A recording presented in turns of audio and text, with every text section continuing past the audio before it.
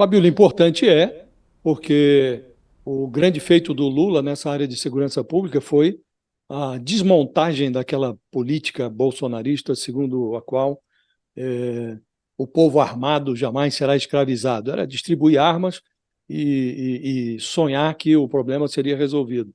Restabelecido o controle sobre o porte de armas de fogo, restou o desafio de consolidar uma simbologia, de expor uma nova marca para esse setor. Decorridos 9 meses, o governo leva à vitrine esse Programa Nacional de Enfrentamento às Organizações Criminosas.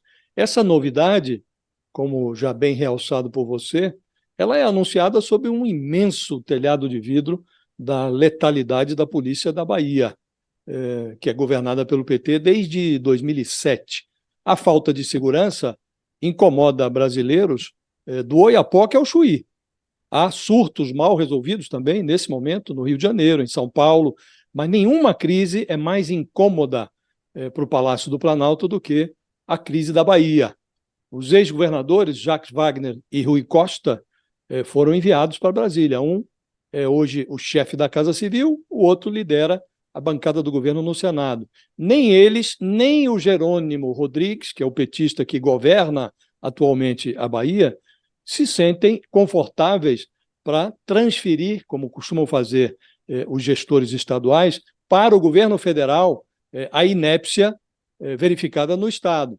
Então, esse novo programa, ele traz ali algumas metas indispensáveis. Por exemplo, o compromisso do governo federal, de apertar os parafusos no controle de drogas e armas nas fronteiras, nos portos, em aeroportos, e inclui um compromisso de reestruturar o setor de inteligência para asfixiar as finanças das facções criminosas.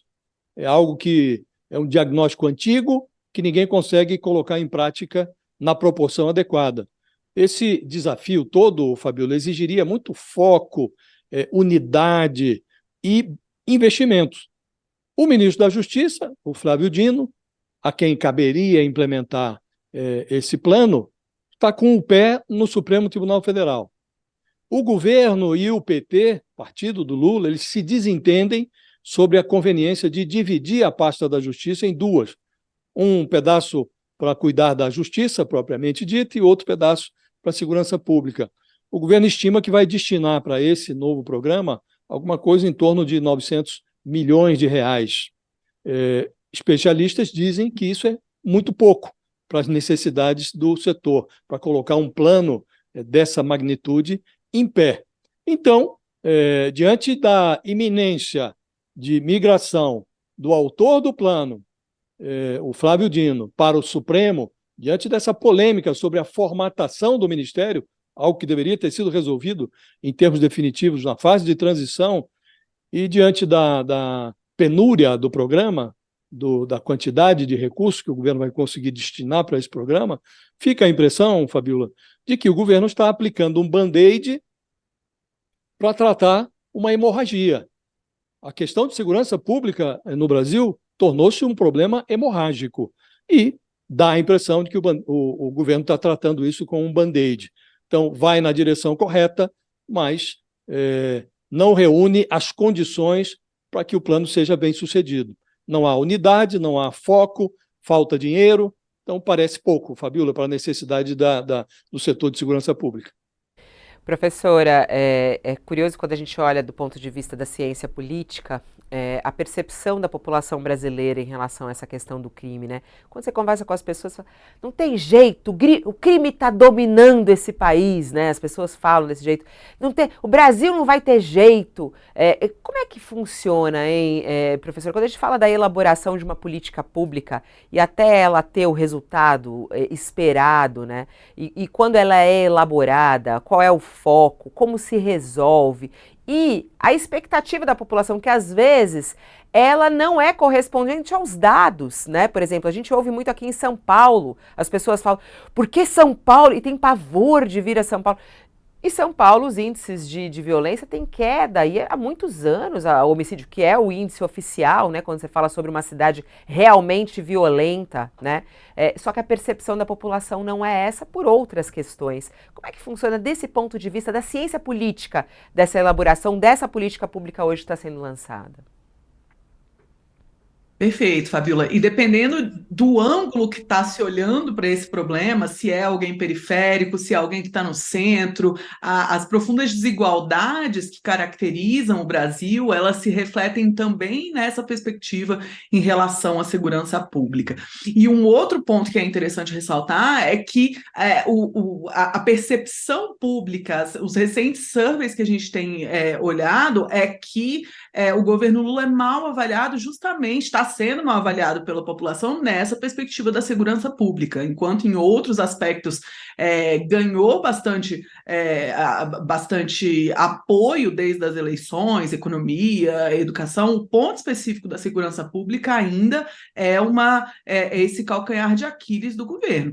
E é interessante pensar como essa perspectiva de política pública que você colocou muito bem, Fabiola, ela depende de colocar um tema na agenda como sendo central, né? Então, talvez falte isso ser uma prioridade e algo que merece atenção e recurso suficiente para enfrentar um problema tão relevante. Quando a gente está falando de organizações criminosas muito bem estruturadas, a gente está falando de grupos que desafiam quase que a legitimidade do Estado, né? Porque há esse espaço para regiões e partes do Brasil que o Estado não é capaz de exercer o monopólio do uso legítimo da força, que é a definição de Estado para a ciência política, né? Esse uso da força ele fica muito mais claro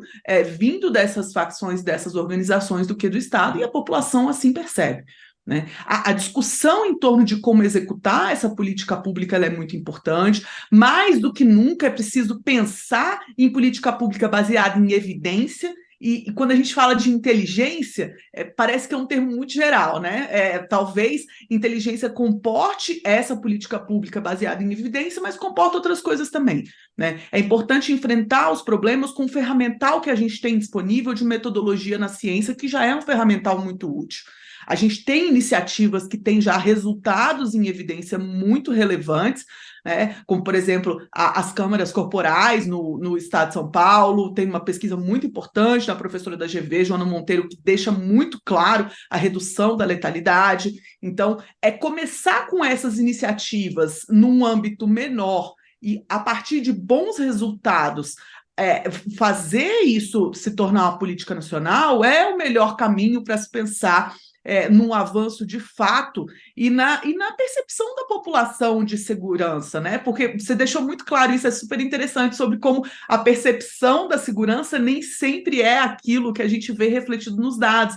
E daí a importância da gente usar isso, porque se o operador da política pública ele atua só pensando na percepção da segurança, é muito mais fácil que ele pense em políticas que atinjam somente o centro da cidade ou as regiões mais abastadas e deixem as regiões periféricas ou que têm pessoas com menos acesso a recursos em geral também mais sujeitas a esses problemas da segurança pública, né? É preciso pensar de forma global, é preciso pensar em políticas de fato. Dividir o ministério é uma questão mais política do que administrativa e de execução, né? A gente sabe hoje que não necessariamente aumenta o gasto, mas também não necessariamente resolve o problema.